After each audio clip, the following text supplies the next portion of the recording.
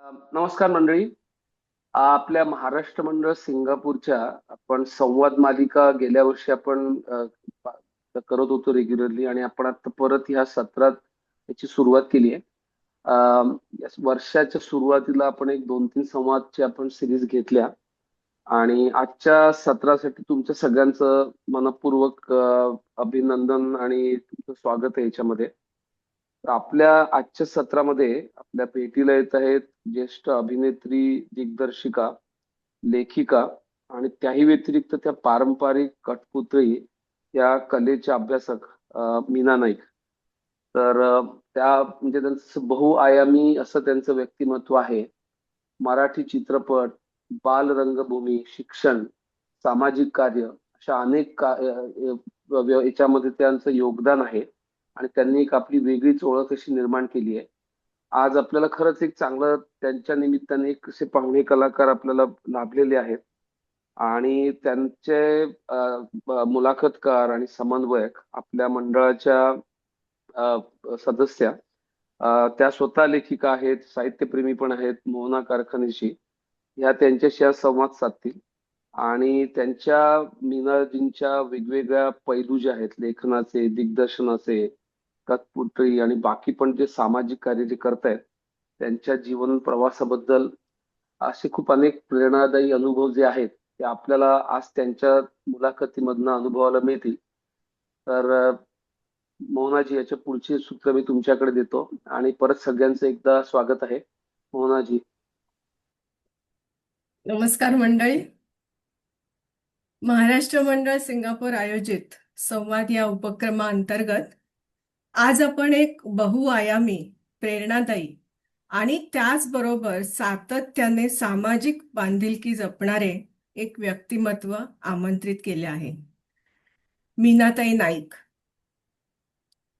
मीनाताई, आपल्या आजच्या कार्यक्रमात आपले खूप खूप स्वागत आहे. आपण संवादात गप्पांना सुरुवात करणारच आहोत, पण त्याआधी तुमचा परिचय तसा कागदावर देण्यासारखा नाहीये, पण तरीही आपल्या प्रेक्षकांसाठी मी थोडक्यात त्याचा परिचय करून देते. मीनाताई नाईक यांनी मुंबईच्या जे इन्स्टिट्यूट ऑफ अप्लाइड आर्ट्स मधून JD आर्ट्सचे पदवीपर्यंत शिक्षण पूर्ण केले. नंतर मुंबई विद्यापीठातून BA व नंतर MA केले. त्या जगप्रसिद्ध पपेटियर म्हणजेच कळसूत्री बाहुल्या तज्ज्ञ आहेतच, पण त्या कलेला पुढे नेण्यासाठी आणि नाट्य निर्मितीसाठी त्यांनी कळसूत्रीची 2007 मध्ये स्थापना केली. या क्षेत्रात त्यांना जपान फाउंडेशन आणि भारत सरकारकडून 2 शिष्यवृत्त्या मिळाल्या आहेत. 2010 मध्ये दूरदर्शनच्या सह्याद्री वाहिनीकडून हिरकणी हा मानाचा पुरस्कार त्यांना मिळाला. समाजातील महत्त्वाचे घटक, लहान मुलं आणि स्त्रियांवरील अत्याचार, शिक्षणापासून वंचित राहणे, लैंगिक शोषण, त्यांच्या हक्कांची जाणीव करून देणे इत्यादी विषयांवर त्यांनी अनेक नाटकं लिहिली, दिग्दर्शित केली, निर्मिती केली, आणि सातत्याने सामाजिक बांधिलकी जपत लिहिलेली नाटकं जशी की वाटेवरल्या काचा, अभया, 7वी पास इत्यादी प्रचंड लोकप्रिय झाली. त्याचबरोबर त्यांनी तळागाळात जाऊन यांच्यासाठी स्वतःहून वेळ काढून आपल्या चमूबरोबर ही नाटकं दाखवली. त्यांना 12 राष्ट्रीय आणि आंतरराष्ट्रीय समितीच्या सदस्यत्वासाठी बोलवण्यात आले, आणि त्या अजूनपर्यंत त्याच्या सदस्य आहेत. कळसूत्री पपेट्सवरील अनेक कार्यशाळा त्यांनी भारताबाहेर आणि भारतातही घेतल्या आहेत, आणि अजूनही त्या घेत आहेत.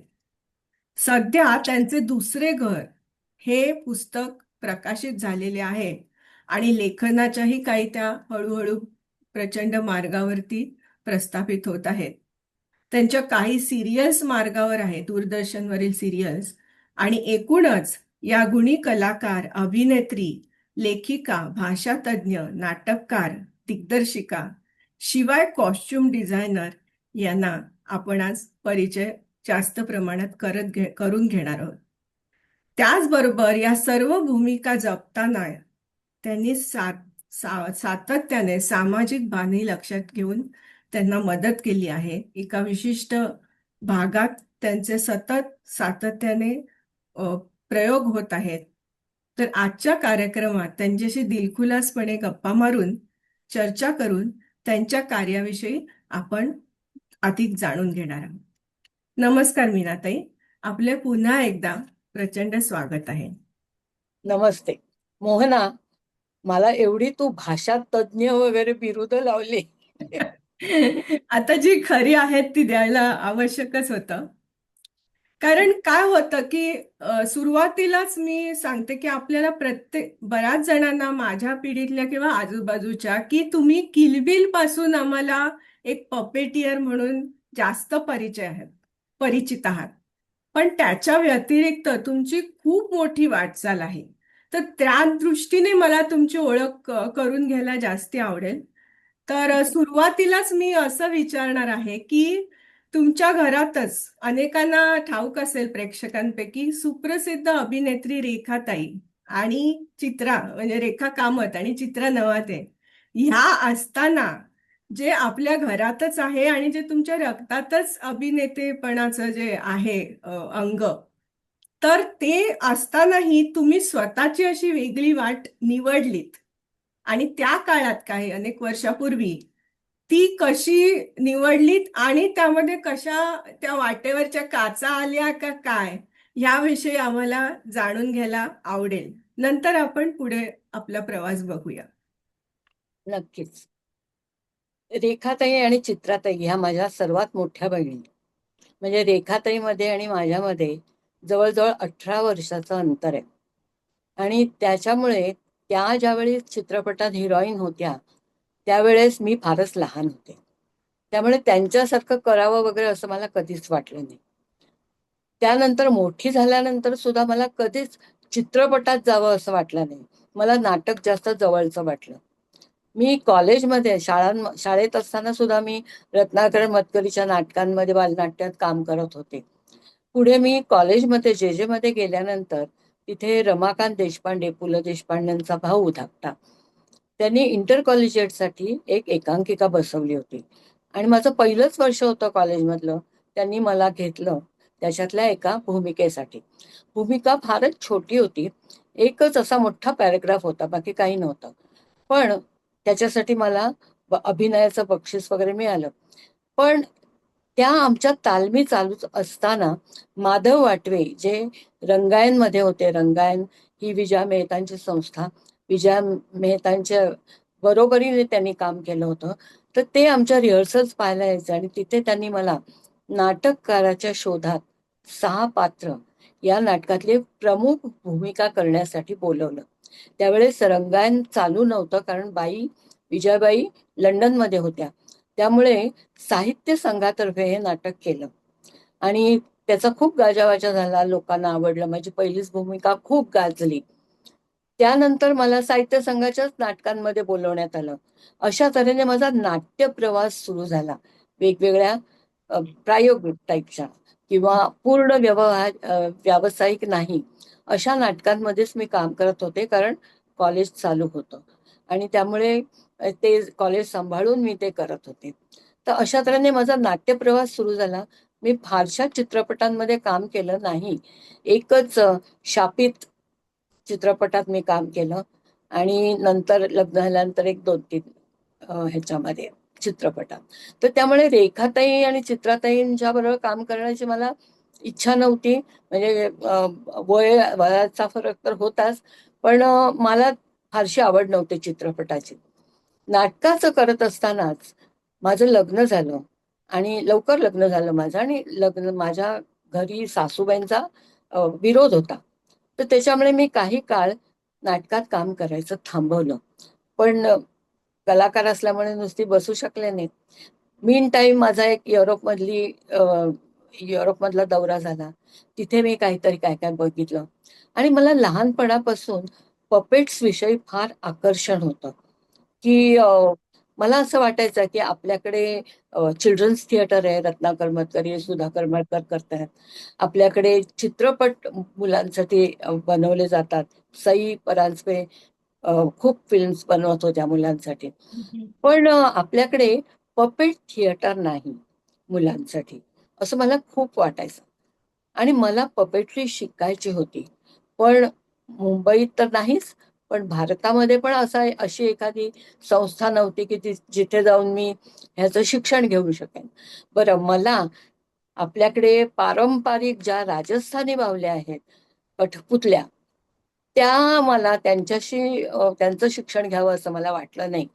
मी परदेशामध्ये पाहिलं होतं आणि त्या काळामध्ये खूप परदेशी रशिया, ईस्ट युरोपियन कंट्रीज मधून बऱ्याचशा अ, ह्या ट्रूप्स इथे मुंबईत येत असत आणि पपेट शोज होत असत. त्या प्रकारची पपेट्स करावी असं मला मनोमन वाटत होतं. पण मला तसं शिक्षण मिळत नव्हतं इथे.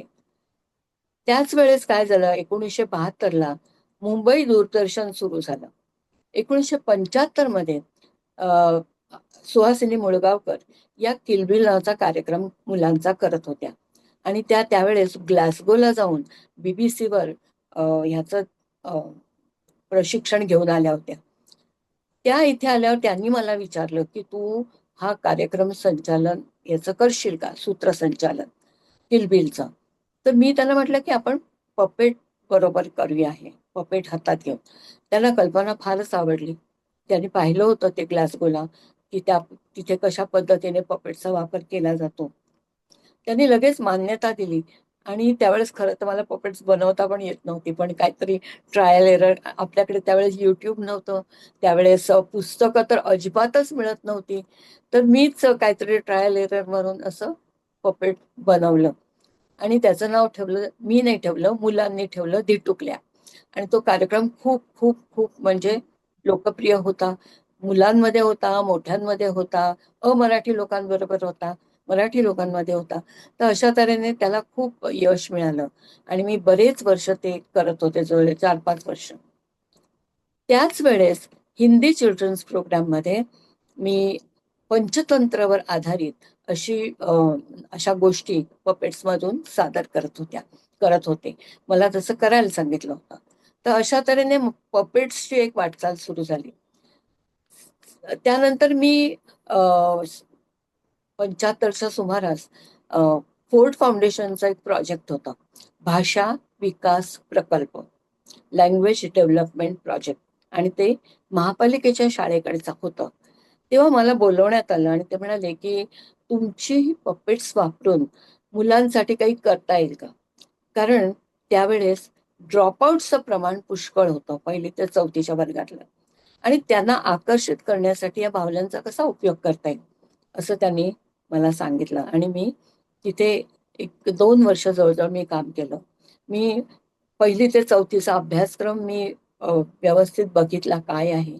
त्याच्यातल्या धड्यांचं मी नाट्यीकरण केलं, कवितांचं नाट्यीकरण केलं आणि त्या प्रकारे सेट्स केले पपेट्सचे. मी टीचर्सना ते पपेट्सचे सेट्स दिले. आम्ही रेकॉर्डिंग केलं, त्यावेळेस कॅसेट्स होत्या. तर वर्गात जाऊन कॅसेट लावून टीचर्स ते करत असत आणि त्याच्यामुळे गळतीचं प्रमाण कमी झालं आणि मुलं शाळेमध्ये येऊ लागली.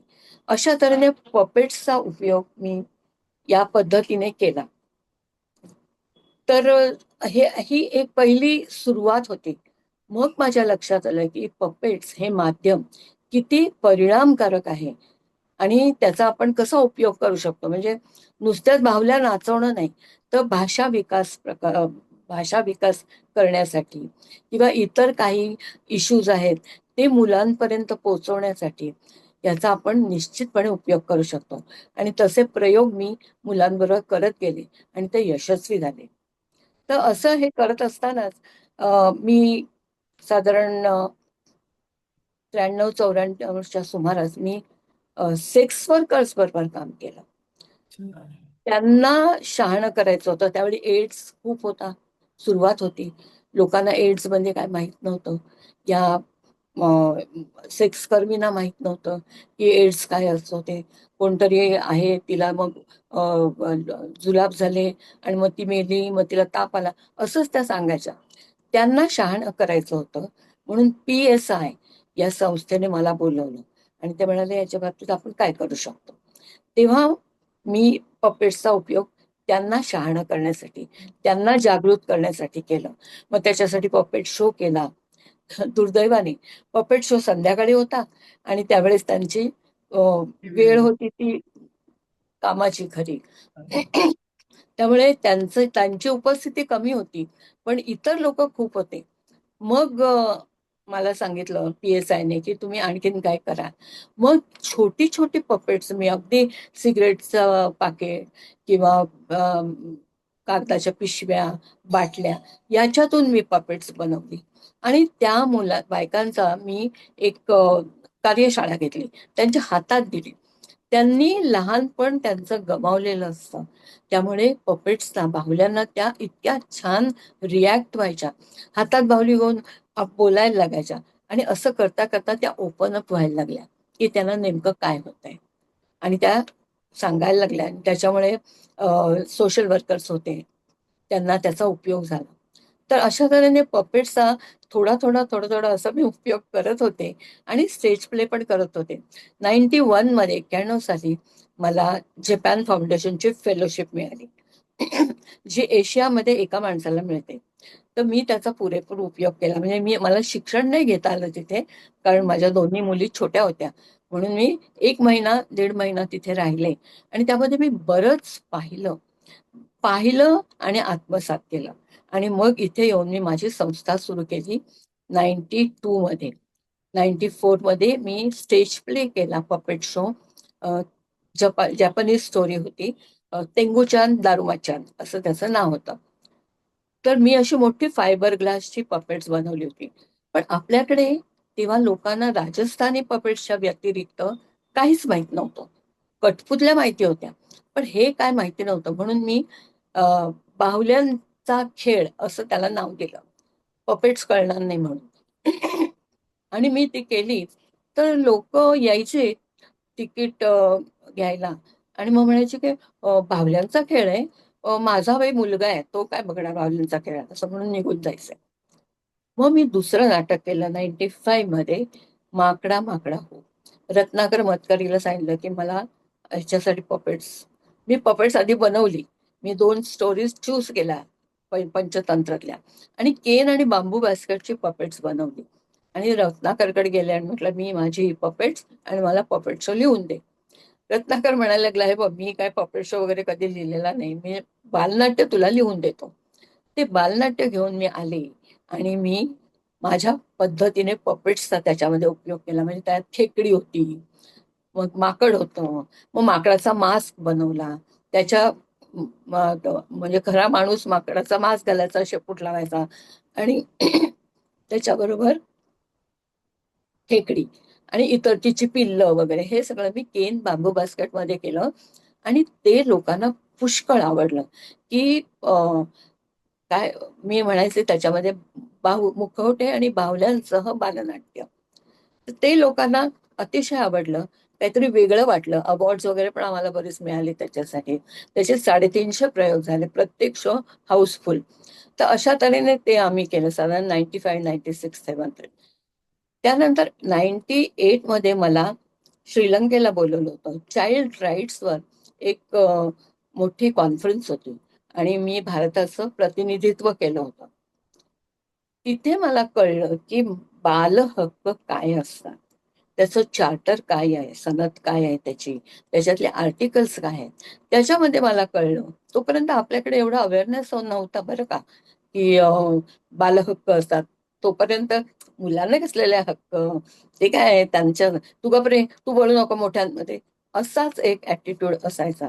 तिथे मला कळलं की मुलांना शिक्षणाचा हक्क आहे, मुलांना कुटुंबात राहण्याचा हक्क आहे. मुलांमध्ये कोणी जबरदस्ती केली, शोषण केलं लैंगिक, तर त्याच्या विरुद्ध आवाज उठवण्याचा त्यांचा हक्क आहे. अशा अनेक गोष्टी मला कळल्या आणि मग मी इथे आल्यानंतर ठरवलं की या बाबतीत आपण काहीतरी करायचं. त्याच वेळेस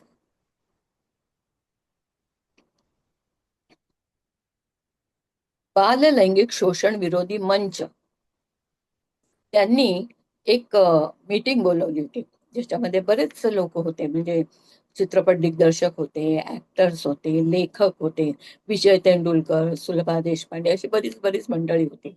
मलाही बोलवलं होतं. आणि ते म्हणाले, बाल लैंगिक शोषण ही एक समस्या आहे, गंभीर समस्या आहे, आणि याच्याविषयी लोकांपर्यंत कोणी बोललं जात नाही. त्यांच्यामध्ये आवाज उठवणं आवश्यक आहे, त्यांनी बोलणं आवश्यक आहे. कारण मुलांच्या मनावर त्याचा खूप खोलवर परिणाम होतो. इतका परिणाम होतो की वैवाहिक आयुष्य सुद्धा उद्ध्वस्त होऊ शकतं. तर तुमच्या आविष्कार माध्यमातून तुम्ही काय करू शकता, असं त्यांनी आम्हाला आव्हान केलं. तेव्हा मला असं वाटलं की माझ्या पपेट्सचा उपयोग करून मी ते लोकांपर्यंत पोचवू शकते. आणि मी सुरुवात केली. मला स्क्रिप्ट लिहायला कोणी मिळत नव्हतं तेव्हा. ऍक्च्युली मी 3 वर्ष त्याच्यावर अभ्यास केला, खूप लोकांना भेटले, केस स्टडी केला वगैरे. कारण नवीन विषय होता, नवीन पहिल्यांदाच मांडणार होते. त्यापूर्वी कोणी या विषयाला स्पर्श केला नव्हता. त्यामुळे कुठल्याही चुका राहता कामा नये, लूपहोल्स राहता कामा नये, हा सगळा विचार करून माझा अभ्यास तयार होता. काय कॅरेक्टर्स घ्यायची, कशी करायची, तेही ठरवलं होतं.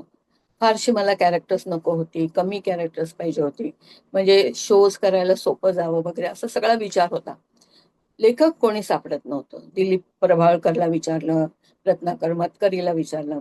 रत्नाकर म्हणाला, अगं या विषयामध्ये आपल्याकडे शब्द संपत्ता नाही, आपण इंग्लिश शब्द वापरतो याच्यासाठी, नाटक कसं लिहिणार? मी म्हटलं ठीक आहे. मला कोणीतरी नाव सजेस्ट केलं, अनिल बांदिवडेकरांचं. डॉक्टर अनिल बांदिवडेकरांना मी सांगितलं की मला असं असं या विषयावर करायचंय. तर ते म्हणाले, ठीक आहे, मी लिहितो, तुम्ही बघा तुम्हाला कसं वाटतं. त्यांनी मला एक स्क्रिप्ट लिहून दिलं. मला स्वतःला ते, म्हणजे मला फार भावनिक असं वाटलं की एक मुलगी आणि मग ती व्हीलचेअरवर बसलीये आणि ती मग म्हणते ही माझी सखी आहे वगैरे. असं मला नको होतं. मला ते लोकांनी त्याच्यावर विचार करायला पाहिजे होता. भावनेत हे ओसंडून जाऊन रडतायत भसा भसा वगैरे असं मला नको होतं. आणि म्हणून मग मी त्याच्यामध्ये बरेच बदल केले, मी सीन्स घातले त्याच्यात. आणि त्यांनी ऍक्च्युअली जे सीन्स लिहिले होते ते, मी काही सीन्स लैंगिक शोषणाचा भाग मी पपेट्स मध्ये दाखवला. तोही black and white puppets, shadow puppets, छाया बाहुल्या. कारण मला त्याच्यातनं असं सांगायचं होतं की शोषण करणारा हा दिसत नाही आपल्याला, तो काळोखातच असतो. म्हणजे अगदी जवळचा नातेवाईक असतो तो, आणि आपल्याला दिसत नाही तो. तर म्हणून मला ते शॅडो पपेट्स आणि ब्लॅक अँड व्हाईट शॅडोज, रंगीत नाही, असं मला दाखवायचं होतं. ते मी दाखवलं आणि ते लोकांना खूप आवडलं. त्याचबरोबर मी हँड पपेट्स पण वापरली होती, की ती मुलगी बोलणं तिचं बंद होतं, ते तिला ओपन अप करण्यासाठी एक पपेट थेरपी म्हणून मी तिच्या हातात पपेट्स दिली. आणि मग ती ओपन अप होते आणि ती काय होतं, काका तिला काय करतो ते सांगते. हे सगळं मी एका 60 मिनिटाच्या नाटकामध्ये सगळं दाखवलं. आणि लोकांना ते खूप भावलं, कारण पहिल्यांदाच कोणीतरी असं मोकळेपणाने बोललं होतं की लैंगिक शोषण होत असतं, जवळच्या नातेवाईकाकडनं होत असतं, वृद्ध माणसाकडनं, आजोबांकडनं सुद्धा, वडिलांकडनं सुद्धा होऊ शकतं. त्यामुळे मुलांची काळजी घेणं फार आवश्यक आहे. अशा तऱ्हेने ह्याला सुरुवात झाली. म्हणून माझं चित्रपट वगैरे बाजूला राहिलं सगळं, आणि नाटक पण बाजूला राहिलं, आणि कम्प्लीट फोकस माझा इकडे गेला. बरं. इथे मला एक प्रेक्षकांसाठीही सांगायला आवडेल, किंवा आम्हाला आतापर्यंत तुम्ही खूप छान सांगितलं, तुमचा प्रवास उलगडून दाखवलात.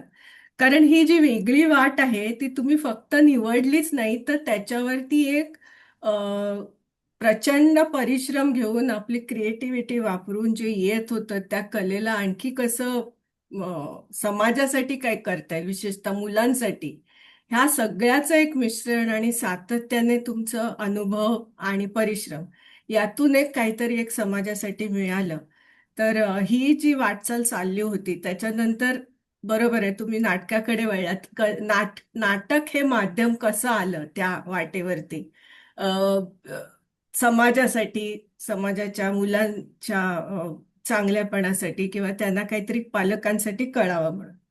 तर ह्यात तुम्ही कसा कठपुतळीचा वापर केलात हेही आम्हाला कळलं.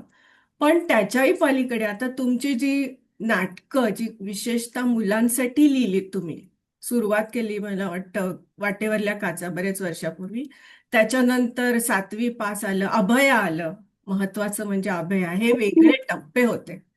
तर त्यात तुम्ही कठपुतळीचा कसा वापर केलात आणि तुम्हाला नाटक हे आवडत होतं माध्यम, पण नाटकाचाच हा वापर का तुम्ही माध्यमाचा केलात? हा एक माझा प्रश्न आहे. आणि दुसरं म्हणजे प्रेक्षकांचं, आता हा आला सर्वसाधारण प्रेक्षक आणि जे पीडित ज्यांना त्यातून जावं लागलेलं आहे कुठल्या ना कुठल्या प्रत्यक्ष अप्रत्यक्षपणे, तर त्यांच्यावरती त्याची कशी परिणाम झाला, त्यांची प्रतिक्रिया काय होती, हे तुम्ही जरा थोडक्यात सांगा. काय आहे की पपेट्स ना तशी एक्सप्रेशन्स नसतात हम्म, माणसासारखे. हम्म, तर मला असं वाटलं की अ, आपण लाईव्ह ऍक्टर्स आणि पपेट्स यांचं कॉम्बिनेशन करावं. कारण काय हे मी ज्या विषयांवर काम केलं ते विषय एवढे जटिल होते की सहजपणे पपेट्सच्या माध्यमातून सांगणं सोपं नव्हतं. त्याच्यामधून कदाचित गैरसमज झाले असते लोकांचे. म्हणून मी लाईव्ह ऍक्टर्स आणि पपेट्स अशा ठिकाणी की जिथे आपण लैंगिक शोषण दाखवता येत नाही त्या ठिकाणी मी पपेट्स वापरले. किंवा नंतरचं माझं नाटक होतं अ, अ, काय बरं अ, आसवांचा येतो वास असं नाटकाचं नाव होतं आणि ते होतं चाइल्ड ट्रॅफिकिंगवर, ज्याच्यामध्ये मी 2-3 इश्यूज कव्हर केले होते की चाइल्ड लेबर, चाइल्ड प्रॉस्टिट्यूशन, मग अडॉप्शन, बेगरी, या सगळ्यासाठी मुलांचा व्यापार होतो, ते मला दाखवायचं होतं. मग त्यासाठी मी खरी मुलं न घेता लाईफ साईज म्हणजे 9-10 वर्षाची मुलं वाटतील एवढी मोठी मी पपेट्स केली होती. आणि त्या पपेट्सच्या माध्यमातून मी लोकांपर्यंत ते पोहोचवलं. मला दाखवायचं होतं की त्या मुलांचे कसे हाल केले जातात, त्यांना कसं मारतात, त्यांना कसं भीक मागायला लावतात, हे सगळं दाखवण्यासाठी मी एवढी मोठी पपेट्स बनवली होती. त्यानंतर मी एड्स अवेअरनेसवर मला सांगितलं शो करायला. तर त्यावेळेस मी लार्जर दॅन लाईफ असे मोठे मास्क केले होते आणि ते ऍक्टर घालायचे आणि ते करायचे. म्हणजे पूर्ण नाटक नाही, पण पहिला 10 मिनिटाचा प्रोल्यूट ते करत होते आणि त्याच्यातून आम्ही हे दाखवत होतो की असं अं, अं, एक मुलगा एक मुलगी हे जवळ येतात, मग ते दांडिया खेळायला जातात, मग ते फिजिकल होतात, मग तिथे ती कॉन्डोम वापरायला सांगते मुलगी तर तो फेकून देतो आणि मग नंतर ती प्रेग्नंट होते आणि मग एक बाळ येतं, ते HIV पॉझिटिव्ह असतं, त्याच्या गळ्यामध्ये असे टॅग असतो. असे एक 10 मिनिटाचं एक हे होतं. त्याच्यानंतर आम्ही खरं नाटक सुरू करायचो. हे आम्हाला नाटक कॅनडाला पण बोलवलं होतं इंटरनॅशनल कॉन्फरन्समध्ये. तर अशा तऱ्हेने मी पपेट्स वेगवेगळ्या विषयावर करताना वापरली. पण मला असं वाटलं की फक्त पपेट शो न करता त्याच्यामध्ये माणसांची आवश्यकता आहे, कारण जे शब्द आहेत ते तितकेच महत्वाचे आहेत. आणि म्हणून अ, जिवंत माणसं, जिवंत कलाकार आणि पपेट्स यांचं कॉम्बिनेशन मी करत गेले आणि मला खूप खूप म्हणजे खूप चांगला रिस्पॉन्स त्याला अजूनही मिळतो आहे. आता 7वी पास मध्ये मी वाटेवरती काचा ग मध्ये मी कसं वापरलं तुम्हाला सांगितलं. त्यानंतर अभयामध्ये मी पपेट वापरला नाही. कारण अभयामध्ये वन वुमन शो आहे आणि ते आहे पॉक्सो कायदा, protection of children from sexual offences, याविषयी जागृती निर्माण करणार आहे. इथे म्हणजे जवळजवळ वाटेवरती काचा कसं पुढचा भाग आहे तो, असं म्हणायला हरकत नाही. आणि त्यावेळेस मी पुन्हा ते कॉम्पॅक्ट सगळं ठेवलं, वन वुमन शो केला, कारण मला ते जास्तीत जास्त लोकांपर्यंत पोहोचवायचं होतं. आतापर्यंत जवळजवळ 25-30 हजार मुलांना मी ते दाखवलं. शाळांमध्ये शोज केले, बीएमसीच्या शाळांमध्ये केले शोज आणि त्यांना जागृत केलं. कारण पॉक्सो पॉक्सो काहीतरी ऐकलेलं असतं, शिक्षकांना नीटचं माहीत नसतं. आणि पण त्याचा कसं आपण त्या मुलीचा एक मी जर्नी दाखवलाय की ती पॉक्सो कायद्यापर्यंत कशी जाते. दुसरं असं की शारीरिक अत्याचार म्हणजे काय, अत्याचार म्हणजे काय हेच माहित नसतं. बलात्कार माहीत असतो, पण अत्याचार म्हणजे माहीत नसतं. मग शारीरिक अत्याचार, भावनिक अत्याचार किंवा ऑनलाईन होणारा अत्याचार हे मुलांना नाही, शिक्षकांना नाही, कुणालाच माहीत नव्हतं. मग त्यांना दाखवलं की अत्याचार म्हणजे काय या नाटकामधून, की तुम्हाला स्पर्श करणं, तुमचा पापा घेणं, तुमच्या समोर जोक्स मारणं, अश्लील हे सगळं म्हणजे अत्याचारच असतो. त्यामुळे तुम्ही त्याच्या विरुद्ध हा गुन्हा आहे आणि गुन्हेगाराच्या विरोधात तुम्ही आवाज उठवणं गरजेचं आहे. मग तो कसा आवाज उठवायचा? मग त्याच्यासाठी तुम्ही काय करायला पाहिजे? मग पोलिसांकडे जातात. 3 यंत्रणांना तुम्हाला तोंड द्यावं लागतं सामाजिक. एक म्हणजे पोलीस व्यवस्था, दुसरी मेडिकल व्यवस्था आणि तिसरी कोर्ट.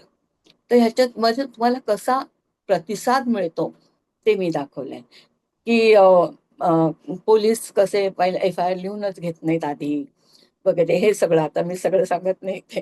त्याच्यानंतर डॉक्टर सुद्धा कसे पहिल्यांदी हे करतात की एवढे पेशंट आहेत, चला लवकर लवकर.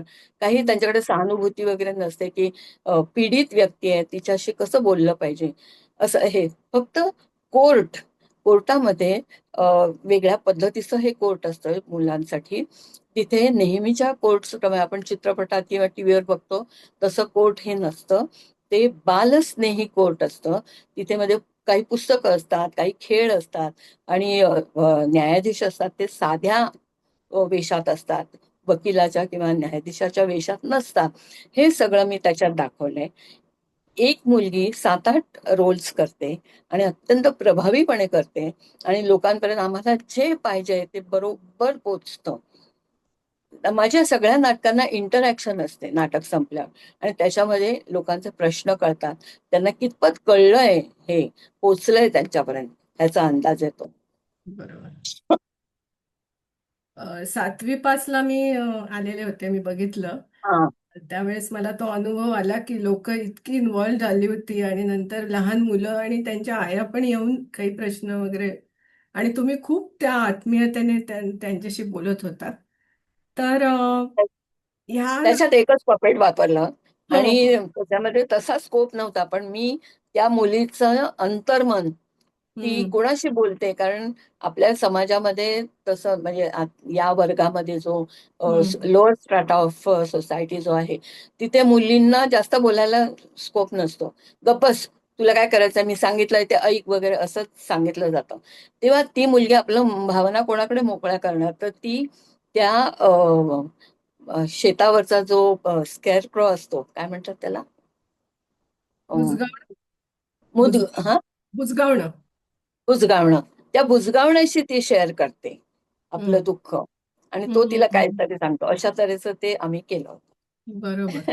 आणि शहरातही तेच, म्हणजे अगदी या हो. लेवललाच काय, वरती शहरातही असं खूपदा आपल्या घरात आजूबाजूला घडत असतं, पण आपल्या ते हो. नजरेस येत नाही. तर ह्या ह्या पुढच्या प्रश्नात मी तुम्हाला विचारेन की हे सगळं स्त्रियांवरील अत्याचार, शोषण, बाल अत्याचार वगैरे करत असताना तुम्ही यशस्वीपणे हे सगळं दाखवत होता. पण त्याचबरोबर एक प्रसिद्ध नाटककार अरुण नाईकजी यांची पत्नी आणि शारीवा आणि मनवा, ज्या आता स्वतः खूप पुढे लोक प्रसिद्ध झालेले आहेत, तर त्यांची आई, तर हे सगळं पॅरलल समांतर चालू असताना हा प्रवास कसा झाला हे तुम्ही जरा आमच्या प्रेक्षकांना सांगाल का? काय आहे की माझ्या नाटकाच्या मध्ये किंवा माझ्या कार्यशाळांमध्ये माझ्या मुली इन्व्हॉल्ड असायच्या. हम्म त्यांना घेऊन मी जात असे. म्हणजे तुम्ही घरी बसा, मी जाऊन येते असं नाही मी केलं. मी त्यांना माझ्याबरोबर घेऊन जात असे. नवऱ्याने पूर्ण सहकार्य दिलं मी जे काय करत होते त्याला. कधीच असं म्हटलं नाही की तू जाऊ नको म्हणून. तर त्यामुळे ते शक्य झालं आणि मुलींचं पण सहकार्य होतं. म्हणजे माझं नाटक करत असताना कुठे रेकॉर्डिंग करायचंय, कुठे म्युझिक वाजवायचंय, कोणतरी तो आला नाही तर मनवा पुढे यायची, लाइटिंग करायची, पपेट नाचवायला आज अमुक तर आला नाही तर मोठी मुलगी यायची शारीवा, ती पपेट नाचवायची. असं त्याच्यामध्ये खूप इन्व्हॉल्ड असायच्या. त्यामुळे मला ते सोपं गेलं. घरचं तर म्हणजे घरचं बघायचंच होतं. म्हणजे माझं 9 वाजता शूटिंग असेल तर 5 वाजता उठून मी जेवण करून मी जात होते सिरियलच्या शूटिंगला. बरोबर बरोबर. कारण हे एवढं सोपं नसतं, म्हणजे खूपदा असं आपल्याला किंवा सर्वसामान्य पाहणाऱ्याला वाटतं की काय त्यात काय एवढं सोपं झालं असेल किंवा घरी कोण, पण ते तसं नाही. आणि तुमचा बराचसा प्रवास मी तुम्हाला भेटून किंवा बघून मला बऱ्याचदा हे लक्षात आलेलं आहे की तुम्ही घरातही तेवढ्याच समरस असता आणि तुमच्या मुलीही तितक्याच कर्तृत्ववान झालेल्या आहेत आता. तर आमचे जे प्रेक्षक आहेत तर त्यांना असं तुम्हाला वाटतं का, सांगा, की आपल्या मुलांना आपण बरोबर घेऊन जावं नेहमी किंवा त्यांच्यात आणि आपल्यात काही दुरावा नाही असता कामा. आपलं कम्युनिकेशन खूप चांगलं असलं पाहिजे किंवा तुम्हाला काय कळतंय असं. हो. तर त्याबद्दल एक 2 मिनिटं सांगा की तुम्ही व्यक्ती स्वातंत्र्यावरही जास्ती मला वाटतं भर देता असं तुमच्या मुलाखतीतून मला अनेक ऐकलं तेव्हा वाटलं. तर त्याबद्दल थोडक्यात आम्हाला सांग. काय आहे, व्यक्ती स्वातंत्र्य मी मानते. मला कुणावरही जबरदस्ती, म्हणजे माझ्यावर कोणी जबरदस्ती केलेली मला आवडत नाही. त्याप्रमाणे मला दुसऱ्यांवर पण जबरदस्ती करायला आवडत नाही. तर मी त्यांना सोडून देते. तुम्हाला पाहिजे तसं तुम्ही करा. सॉरी, माझा घसा सुकल्यामुळे मी नाही, तोंडात ठीक गोळी आहे. ठेवली आहे. माझा नवरा, त्याचा प्रिंटिंग प्रेस होता. हल्लीच त्याने हे केला की त्या दोन्ही मुलींना इंटरेस्ट नाही म्हणून मोठा प्रिंटिंग प्रेस होता. हम्म. आणि त्याला इंग्लिश लिटरेचरची खूप आवड. शॉ, शेक्सपियर वगैरे मुखोद्गत आहेत त्याला. अशा तऱ्हेने मला एक बॅकग्राऊंड अशी होती, म्हणजे काही अडलं तर विचारायची किंवा सांगायचं तो होता तिथे. हम्म. अजूनही म्हणजे तो मदत करतो मला तशी. तर अशा तऱ्हेने मी करत होते. तुम्ही काय विचारलं मला कळलं नाही कुठच्या मी पॉइंटला. की जो समन्वय तुम्ही साधलात मुलांशी किंवा आपल्या पतीशी म्हणजे घरामध्ये सर्व कुटुंबाशी, तसं आताच्या पिढीला किंवा आता जे काही चाललेलं आहे तर मुलांशी हा, कसं कम्युनिकेशन असावं किंवा काय काय आहे, तुमचा दृष्टिकोन. माझे वाटेवरती काचावरचे शो व्हायचे तेव्हा हम्म. बायका, आया मला येऊन विचारायच्या, काय हो, मुलांना मुलींना केव्हा 13 वर्षाची झाल्यावर सांगावं का? मी म्हणायचे नाही, लहानपणापासून मुलांबरोबर संवाद ठेवायला पाहिजे. हम्म. त्यांच्याशी सतत संवाद तुम्ही ठेवला तर काय घडतंय ते तुम्हाला त्या सांगतात, मुलं सांगतात. एकदम अचानक 13व्या वर्षी तुम्ही त्यांच्याशी बोलायला गेलं तर त्या ओपन अप होणारच नाही. हे फार महत्वाचं आहे की सतत. आता माझ्या मुलींना मी मुद्दाम जाऊन सांगितलं नाही कधी की हे असं असतं, हे असं. पण इनडायरेक्टली अमकी अमकी होती, ती भेटली मला, तिच्या मुलीचं असं असं झालं, हम्म. असं इनडायरेक्टली मी त्यांना सांगत होते. त्यामुळे त्या अवेअर होत होत्या, हे अमुक एक गोष्ट काहीतरी वाईट आहे, बरोबर अमुक एक गोष्ट चांगली आहे, हे करायला पाहिजे. बरोबर. म्हणून छान. मी स्वतः कधीच असलं काही केलं नसल्यामुळे त्यांना समोर आदर्श होताच. बरोबर. छान. तर हा आतापर्यंत तुम्ही जे मला वाटतं 50 वर्ष तुमच्या कारकिर्दीला झाले, सक्रिय आहात तुम्ही. आणि यापुढेही मला तर वाटून तुमचं जेव्हा केव्हा मी बघते तर मला असं वाटतं की तुम्ही जास्तीच सक्रिय होत चाललाय आणि दिवसेंदिवस नवीन प्रयोगात तुम्ही तत्पर आहात आणि त्यात यशस्वी होत आहात. तर त्याच्यापैकी एक लेखनाकडे पण तुम्ही आता चांगला विषय घेऊन नवीन नवीन विषयावर तुम्ही लिहित आहात. तर दुसरे घर हे मला वाटतं हे पुस्तक प्रकाशित झाले आता. आणि तशा गोष्टी बऱ्याच लिहिल्या आहेत. अच्छा. अभया नाटक तर लिहिलं, पण इतर गोष्टी मुलांसाठी लिहिल्या, दिवाळी अंकात वगैरे येत हो, असतात. हो. बरं. आणि मला वाटतं तुम्ही आता नवीन प्रोजेक्ट तुमचं सध्या चालू आहे रंगशिल्प, बरोबर? तर त्याविषयी एक मिनिट जरा सांगा तुमचं की काय नक्की आहे हे. त्याच्या आधी सांगते की दुसरं घर हे माझं पुस्तक आहे, गोष्ट आहे, छोटीशीच आहे. हं. ती लॉकडाऊनच्या बॅकग्राऊंडवर आहे. अच्छा. त्यावेळी कामगार मंडळी होती, त्यांचे काय हाल झाले, विस्थापित झाले ते, मुलाबाळांना घेऊन त्यांना दुसरीकडे जावं लागलं, त्या मुलांचे काय हाल होते, हे मुलांच्या पॉइंट ऑफ व्ह्यू मधून मी दाखवलंय. हं. आणि एवढं सफर करताना गंमत म्हणजे आजच मला चित्रा पालेकरचा मेसेज आलाय. तिने हे पुस्तक वाचलं आणि तिला काय वाटलं, खूप छान तिने लिहिलेलं आहे. त्यामुळे माझ्या गोष्टीचा एंड दुःख नाहीये, आनंद आहे की त्या मुलांना शाळेत जायला मिळतं, त्यांना शाळेत जायचं असतं. एक शाळा सोडून विस्थापित झाल्यामुळे सगळे मित्र मंडळी सगळं सोडून ते आई वडिलांवर निघालेले असतात. एंडला त्यांना शाळा मिळते, हे मी दाखवलंय. तर या पुस्तकाच्या आता 12 भाषांमध्ये येत आहे ते. अरे वा, अभिनंदन. आणि ते नॅशनल बुक पुस्तक ट्रस्ट, कुठे आम्हाला आणायचं असेल? नॅशनल बुक ट्रस्टचं आहे. अच्छा. आणि त्यांचं माझ्याकडे हे आहे, लिंक आहे, मी तुम्हाला पाठवते. त्यांना लिहिलं तुम्ही. आता मुंबईत मी जवळजवळ सगळ्यांना ती पुस्तकं माझ्याकडनं लोकांनी घेतली आहेत, हम्म. मैत्रिणींनी. मी एकदम मागवते 25-30 पुस्तकं, मग ते माझ्याकडनं विकत घेतात. तर असं इथे आहे. पण तुम्हाला सिंगापूरला पाहिजे असेल तर मी तुम्हाला पाठवते तिथे लिंक, त्यांना चालेल पाठवा, ते पाठवतील तुम्हाला. चालेल. तर ते झालं. रंगशिल्प संवाद अशासाठी की मी दूरदर्शनवर सह्याद्रीवर एक कार्यक्रम करत होते, रंगा येयो. त्याच्यामध्ये मी चित्रकार आणि शिल्पकार यांचे इंटरव्ह्यूज घेत होते. गंमत अशी झाली की एका विशिष्ट काळानंतर टीव्ही दूरदर्शन म्हणाले आमच्याकडे फंड्स नाहीयेत, आम्हाला तुम्हीच स्पॉन्सर आणा आणि आम्ही करू वगैरे असं. तर बरेच दिवस असं बोलणं चालणं चाललं होतं. ते काय नाही हो, कॅमेरामन नाही आहेत, हे नाहीये, त्याने नेहमीची रड त्यांची. हम्म. तर मला मनवा माझी मुलगी म्हणाली की आपण सुरू करू. तिचं स्ट्रॉबेरी पिक्चर्स डिजिटल प्लॅटफॉर्म असं एक चॅनल आहे याच्यावर, युट्यूबवर, SPDP. तो ती म्हणाली त्याच्यातर्फे तू कर.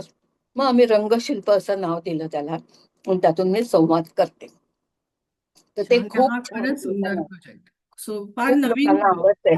मुख्य माझं माझं हे करण्याचं कारण असं की आपल्याकडे चित्रकार आणि शिल्पकार आमच्याकडे इथे हम्म. हम्म. भारतामध्ये त्यांना फारसं एक्सपोजर मिळत नाही. बिचारे हम्म. 3 वर्षाने त्यांना एक आर्ट गॅलरी मिळणार, तेव्हा हम्म. ते डिस्प्ले करणार त्यांचे प्रोजेक्ट्स, हम्म. ऑब्जेक्ट्स, आणि मग ते लोकांना कळणार. आपल्याकडे रिव्ह्यूज येत नाहीत. पूर्वी ज्ञानेश्वर नाटकणी लिहायचे, आता लिहित नाही कोणी, येत नाही, लोकांना कळत नाही. त्यांनी काय करायचं, मार्केटिंग कसं होणार त्यांचं, लोकांपर्यंत ते कसं पोचणार. म्हणून मला असं वाटलं की त्यांचं इंटरव्ह्यूज घेणं महत्वाचं आहे, आणि म्हणून मी हे करते. म्हणजे ह्याच्यामध्ये पण एक सामाजिक आस्पेक्ट आहेच. बरोबर. नाही, हाच जो आस्पेक्ट आहे तो मला तरी खूप भावतो आणि तो जास्तीत जास्त लोकांपर्यंत पोहोचावा असं वाटतं. आणि आमचे महाराष्ट्र मंडळ सिंगापूरचं मी आता इथे काही वर्ष राहते तर खूप अशा तऱ्हेने काही आम्ही आणतो आणि प्रेक्षकही सुज्ञ आहेत आणि तुमच्याबरोबर अजून गप्पा चालू राहाव्यात असं वाटतंय, पण आपल्याला एक एक थोडा एक महत्वाची गोष्ट, आम्हाला स्पॉन्सर पाहिजेत, प्रायोजक पाहिजेत, ते द्या सिंगापूरवरून. मंडळात ऐकलेलं आहे, त्यांनी नोट केलेलं आहे. तर ओके. नक्कीच आम्ही लक्षात घेऊ आणि पुन्हा कधीतरी भेटण्याचा प्रयत्न करू. तर आपल्याला आज मात्र इथे थांबावं लागत आहे, कारण एक मात्र सांगेन की नेहमीच तुम्ही बदलत्या काळाला बरोबर घेऊन नेहमीच तुम्ही सामोरं गेलात आणि बरोबर घेऊन नवीन नवीन प्रयोग तुमच्यात जी कला आहे ती घेऊन, शिवाय बदलत्या समाजाला गृहीत म्हणजे त्याबरोबर तुम्ही चालत राहिलात आणि अशा तऱ्हेने समाजासाठी सतत काहीतरी करत राहण्याचं देत राहण्याची जी तुमची धारणा आहे, त्याला तुम्हाला खूप खूप त्याच्यासाठी अभिनंदन आणि शुभेच्छा. आणि आपण आपला एवढा वेळ देऊन आमच्या कार्यक्रमात आलात याबद्दल खूप खूप धन्यवाद आणि सर्वांतर्फे तुमचं धन्यवाद आणि अभिनंदन. धन्यवाद. मी सामाजिक बांधिलकी मानणारी आहे, आणि प्रवाहाबरोबर जावं असं मला सतत वाटत असतं, म्हणून मी हे करते, बाकी काही नाही. थँक्यू. धन्यवाद मीनाजी, धन्यवाद मोनाजी, धन्यवाद.